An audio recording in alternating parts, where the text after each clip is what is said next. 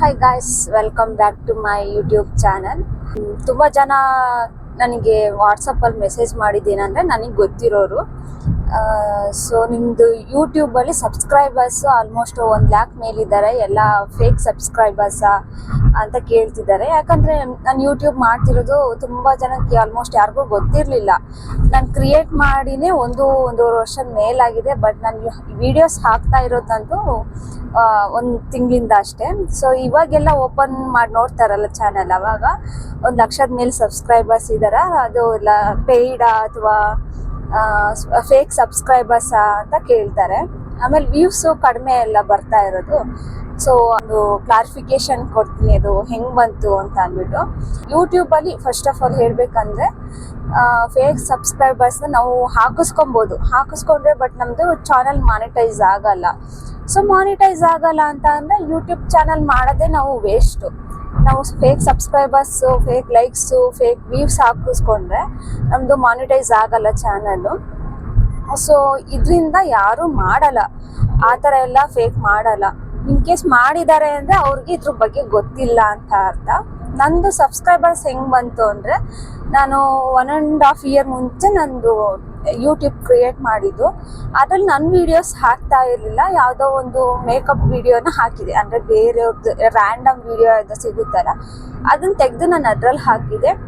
ಅದು 2-3 ಮಂತ್ಸಲ್ಲೇ ಆಲ್ಮೋಸ್ಟ್ ಒಂದು crore views ಆಗಿತ್ತು. ಸೊ ಅದು 1 crore ವ್ಯೂಸ್ ಆಗುತ್ತೆ ಅಂದರೆ ನಿಮಗೆ ಗೊತ್ತಿರುತ್ತೆ, ಸಬ್ಸ್ಕ್ರೈಬ್ ಮಾಡಿರ್ತಾರೆ, ಲೈಕ್ ಮಾಡಿರ್ತಾರೆ ವಿಡಿಯೋನ ಅಂತ ಅಂದ್ಬಿಟ್ಟು. ಸೊ ಅದೊಂದೇ ಒಂದು ವಿಡಿಯೋ ಇಂದ ನನಗೆ ಆಲ್ಮೋಸ್ಟ್ ಒಂದು ವಿಡಿಯೋ ಫುಲ್ ವೈರಲ್ ಆಯಿತು. 1 ಮಂತಲ್ಲಿ ಸ್ವಲ್ಪ ರಿವ್ಯೂಸ್ ಕಡಿಮೆ ಇತ್ತು. 2 months 3 months ಒಳಗಡೆ ಹತ್ತತ್ರ 1 crore ವ್ಯೂಸ್ ಆಯಿತು. ಫುಲ್ ವೈರಲ್ ಆಗಿದ್ರಿಂದ ಅದು ಲೈಕ್ ಮಾಡಿ ಸಬ್ಸ್ಕ್ರೈಬ್ ಮಾಡಿಕೊಂಡ್ರು. ಅದರಲ್ಲಿ ಕನ್ನಡ ವ್ಯೂವರ್ಸ್ ಕಡಿಮೆ, ಅದರಲ್ಲೆಲ್ಲ ಮಿಕ್ಸಪ್, ಎಲ್ಲ ಲ್ಯಾಂಗ್ವೇಜ್ ಅವ್ರದ್ದು ಮಿಕ್ಸಪ್ ಇತ್ತು. ಅದರಲ್ಲಿ ಫಾರಿನ್ ಅವ್ರ ಸಬ್ಸ್ಕ್ರೈಬರು ಇದೆ, ನಮ್ಮ ಇಂಡಿಯಾದವು ಇದೆ, ನಮ್ಮ ಕರ್ನಾಟಕದ್ದು ಇದೆ. ಸೊ ಅದರಿಂದ ನಾನು ಇವಾಗ ವಿಡಿಯೋ ಹಾಕ್ತಾ ಇರೋದ್ರಿಂದ ನನ್ನ ಲ್ಯಾಂಗ್ವೇಜ್ ಬಂದು ಕನ್ನಡ.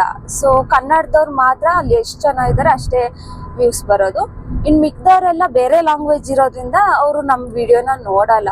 ಸೊ ಅಷ್ಟು ಸಬ್ಸ್ಕ್ರೈಬರ್ಸ್ ಇದ್ದು ಯಾಕೆ ವ್ಯೂಸ್ ಬರಲ್ಲ ಅಂದರೆ ಇದೇ ಕಾರಣ. ನನ್ನ ಸಬ್ಸ್ಕ್ರೈಬರ್ಸಲ್ಲೆಲ್ಲ ಮಿಕ್ಸಡ್ ಲ್ಯಾಂಗ್ವೇಜ್ ಎಲ್ಲ ಇರೋದ್ರಿಂದ ಕನ್ನಡದವ್ರು ಎಷ್ಟಿದ್ದಾರೆ ಅಂತ ಗೊತ್ತಿಲ್ಲ.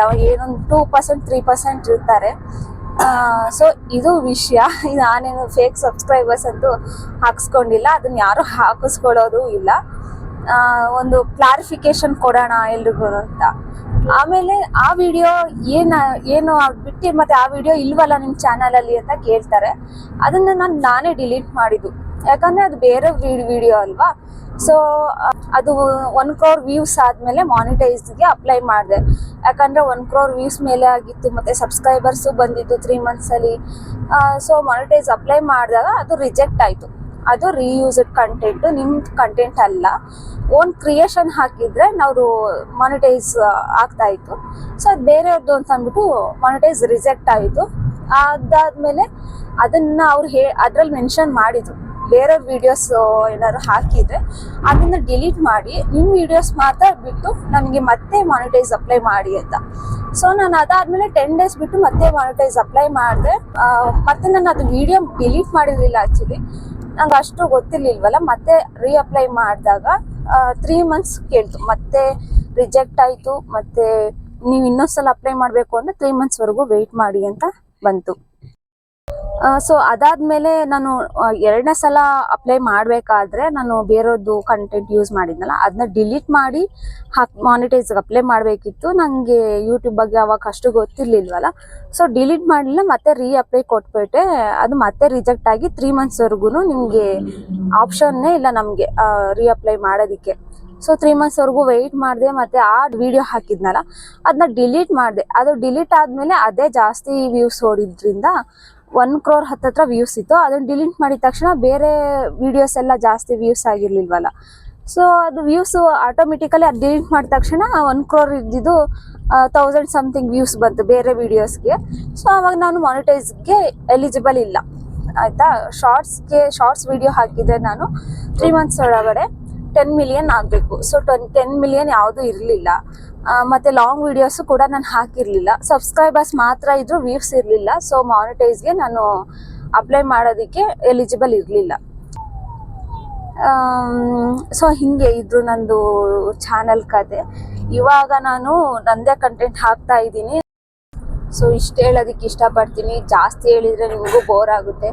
ಆಗಲೇ ಇವರೇ ಹೇಳ್ತಿದ್ದಾರೆ, ನೀನು ಇಷ್ಟೊಂದು ಮಾತಾಡಿದರೆ ಬೋರ್ ಆಗುತ್ತೆ, ಯಾರು ನೋಡ್ತಾರೆ ಅಂತ. ಬಟ್ ನಾನು ಸುಮ್ಮನೆ ಏನು ಹೇಳ್ತಾ ಇಲ್ಲ, ಏನೋ ಒಂದು ಯೂಸ್ ಆಗೋ ಅಂಥ ತಿಳ್ಕೊಳ್ಳೋ ಅಂಥದ್ದು ತಾನೇ ನಾನು ಹೇಳ್ತಾ ಇರೋದು. ಶಾರ್ಟಲ್ಲಿ ಹೇಳಿದರೆ ಯಾರಿಗೂ ಅರ್ಥ ಆಗಲ್ಲ. ಸೊ ಎಕ್ಸ್ಪ್ಲೇನ್ ಮಾಡಲೇಬೇಕಲ್ವಾ, ನಾನು ಎಕ್ಸ್ಪ್ಲೇನ್ ಮಾಡಿ ಹೇಳಿದ್ದೀನಿ. ವಿಡಿಯೋ ಇಷ್ಟ ಆಗಿದ್ದರೆ ಲೈಕ್ ಮಾಡಿ ಮತ್ತು ಸಬ್ಸ್ಕ್ರೈಬ್ ಮಾಡಿ, ನಿಮ್ಮ ಫ್ರೆಂಡ್ಸ್ಗೆಲ್ಲ ಶೇರ್ ಮಾಡಿ. Thank you. Bye bye.